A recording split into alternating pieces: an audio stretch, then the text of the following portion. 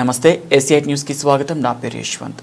Jindal real estate వ్యాపారం వెనుక అధికారులకు రాజకీయ పెద్దలకు పంచిపెట్టిన వాటాలు దాగి ఉన్నాయంటూ ఏపీ రైతు సంఘం జిల్లా ఉపాధ్యక్షుడు చల్లా జగన్ ఘాట్ వ్యాఖ్యలు చేశారు. బొడ్డవరంలో శుక్రవారం నిర్వాసితులను ఉద్దేశించి ఆయన మాట్లాడుతూ దళితులు గిరిజనులు తమ భూములు ఇచ్చి సర్వం కోల్పోయిన 61 రోజులుగా రోడ్ల మీద ఆందోళన చేస్తున్నా అధికారులకి ప్రజాప్రతినిధులకి ఒక్క మాట రావడం లేదు. ఎందుకంటే వారందరూ జిందాల్ దగ్గర వాటాలు పొందుతున్నారు అని మండిపడ్డారు. రాష్ట్ర స్థాయి నుంచి జిల్లాల వరకు ఎంపీలు, ఎమ్మెల్యేలు, స్థానిక పెద్దలు, అధికారులు జిందాల్ భూముల్లో స్థలాలు పంచిపెట్టుకుని మౌనం వహిస్తున్నారని జగన్ ఆరోపించారు. అందుకే జిందాల్ యాజమాన్యం చేసే అన్యాయంపై ఎవరూ నోరు విప్పలేకపోతున్నారని విమర్శించారు.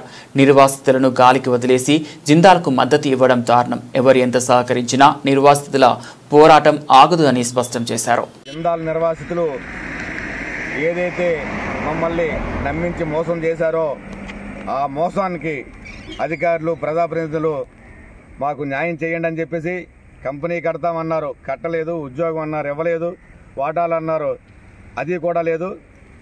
దాంతో మళ్ళీ రియల్ ఎస్టేట్ వ్యాపారం చేయడానికి జిందాల్ యాజమాన్యం సిద్ధపడింది. రియల్ ఎస్టేట్ అంటే మామూలు రియల్ ఎస్టేట్ కాదు, కోట్ల వ్యాపారం చేయడానికి సిద్ధపడుతుంది.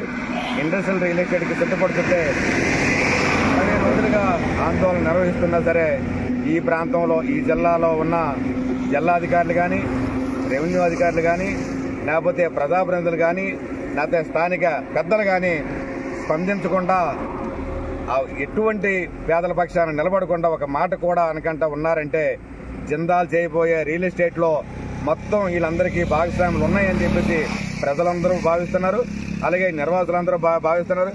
రాష్ట్ర ప్రభుత్వంలో ఉన్న పెద్దల దగ్గర నుంచి జిల్లాధికారుల వరకు ఈ ప్రాంత ప్రధాన ప్రతినిధులందరూ ఈ రియల్ ఎస్టేట్ వ్యాపారంలో జిందాల్ చేసే వాటాలు, జిందాల్ ఇచ్చే వాటాల కోసం కక్కుర్తిపడి జిందాలు కొమ్ము కాస్తున్నారు తప్ప ఈ ప్రాంతంలో ఉన్న బడుగు, బలహీన ఎవరైతే దళిత గిరిజనులు ఉన్నారో వాళ్ళ పక్కన ఒక మాట కూడా అనలేదంటే ఈ స్థానిక ఈ ప్రాంతం అంతా ప్రజలు అనుకుంటున్నారు.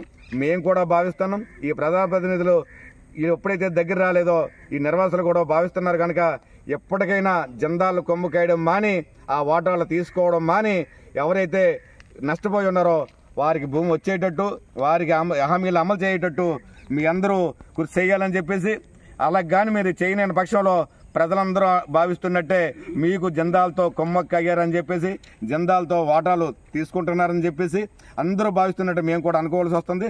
ఇప్పటికైనా సరే మీరు స్పందించాలని చెప్పేసి మేము కోరుతున్నాం.